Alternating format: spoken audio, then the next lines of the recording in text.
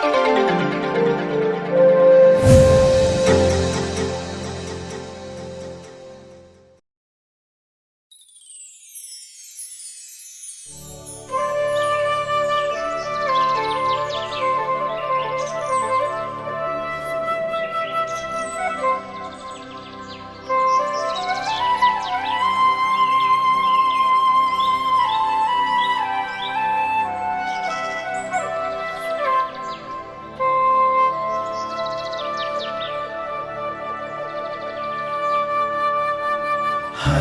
घर में ईश वचन, सत्य वचन, जीवन वचन।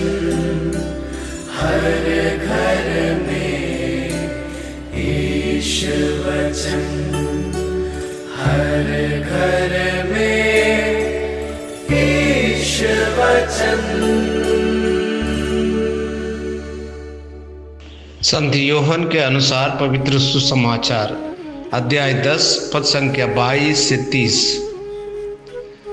उन दिनों यरूशलेम में प्रतिष्ठान पर्व मनाया जा रहा था। जाड़े का समय था।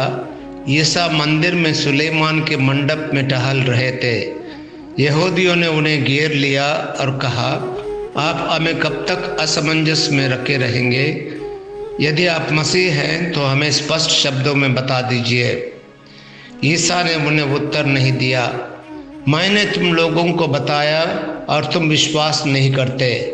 जो कार्य मैं अपने पिता के नाम पर करता हूँ वे ही मेरे विषय में साक्षी देते हैं, किंतु तुम विश्वास नहीं करते क्योंकि तुम मेरी भेड़ें नहीं हो।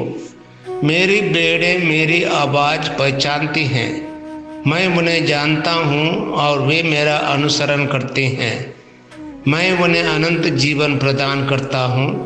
उनका कभी सर्वनाश नहीं होगा और उन्हें मुझसे कोई नहीं छीन सकेगा। उन्हें मेरे पिता ने मुझे दिया है। वह सबसे महान है। उन्हें पिता से कोई नहीं छीन सकता। मैं और पिता एक हैं। यह प्रभु का पवित्र सुसमाचार है। क्रिस्त प्रभु की जय। प्रिय मित्रों, यीशु सुलेमान के पोर्टिको में है और कई यहूदी उसके आसपास जमा हुए और उनसे पूछे, तुम हमें कब तक असमंजस में रखोगे? हमें बताएं कि आप कौन हैं। क्या आप मसीह हैं? वे यीशु से यह कहने के लिए सुनना चाहते थे, हाँ मैं मसीह हूँ। हालांकि यीशु ने ऐसा नहीं किया जैसा उन्होंने पूछा था, बल्कि उसने उनसे कहा, मैं तुम्हें पहले ही बता चुका हूँ कि मैं कौन हूँ और आपने मुझ पर विश्वास करने से इनकार कर दिया।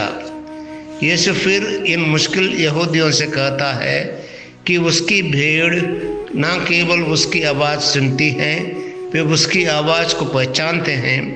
उनकी भेड़ें उस पर भरोसा करती हैं और वे उसका पीछा करते हैं। यीशु अपनी भेड़ों को नुकसान से बचाने के लिए अपनी जान दे देंगे। फिर यीशु कहते हैं कि वह उन्हें अनंत जीवन देंगे। तब यीशु ने अपने पिता की बात शुरू की। किसी के पास अपनी भेड़ को पिता के हाथ से निकलने की क्षमता नहीं है। यीशु सरल लेकिन शक्तिशाली कथन से साथ कहते हैं, पिता और मैं एक हूँ। क्या यहूदिया समझना चाहते थे कि यीशु कौन थे या वे बस उसे परेशान कर रहे थे? मुझे संदेह है कि वे चाहते थे कि यीशु उन्हें एक जवाब दे जो वे भविष्य में उनके खिलाफ इस्तेमाल कर सके। यह स्पष्ट है कि ये यहूदी यीशु के संदेश के लिए खुले नहीं थे। वे बस उसे चालबाजी करने की कोशिश कर रहे थे। यीशु ने अपना खेल खेलने से इनकार कर दिया। मेरा मानना है कि उनके सवालों का जवाब देने से इनकार करने से यहूदियों का गुस्सा भड़क गया। क्या उनकी प्रतिक्रिया ने यहूदियों को यीशु से छुटकारा पाने की इच्छा को तीव्र कर दिया? फिर भी यीशु इस बात पर कायम रहे कि वह कौन है। यीशु का अनुयायी होना आसान नहीं है। हमें अपनी सच्चाई को बुलाने के लिए भी कहा जाता है। कई बार हम अपने शब्दों के साथ ऐसा करते हैं। अन्य स्थितियों में हमारे कार्य या दृष्टिकोण हमारे लिए बोल सकते हैं। हमें शब्दों की आवश्यकता नहीं हो सकती है। जब हमें ज़रूरत होगी, यीशु हमें हिम्मत और अनुग्रह देंगे। क्या हम ऐसा करने के लिए उस पर भरोसा रखते हैं? क्या हम यीशु के सच्चे अनुयायी होंगे? हमारा गडेरिया हमें बताते हैं कि सब कुछ उस पर निर्भर करता है। ईश्वर के सामने हमारी स्थिति कभी नहीं होती कि हम कैसे अनुभव करते हैं। सही अनुभव होने पर, संदेह से मुक्त होने पर, या जो हम पूरा करते हैं उस पर निर्भर करता है, या केवल एक बात पर निर्भर करता है कि हम चरवाह द्वारा जाने जाते हैं। मेरे भेड़ें मेरी आवाज़ सुनती हैं, मुझे उनके बारे में जानकारी है और मेरा पीछा करते हैं। मैं उन्हें अनंत जीवन देता हूँ और वे कभी नाश नहीं होंगे। हमारे गडेरिये की आवाज़ एक ऐसी आवाज़ है जो जुल्मों के बजाय आज़ाद करती है। यह नहीं कहता है ऐसा करो और फिर शायद तुम मेरी भेड़ों में से एक हो जाओगे। यह कहता है अब पहले से ही मेरे हैं, कोई तुम्हें मेरे हाथ से नहीं छीन सकता।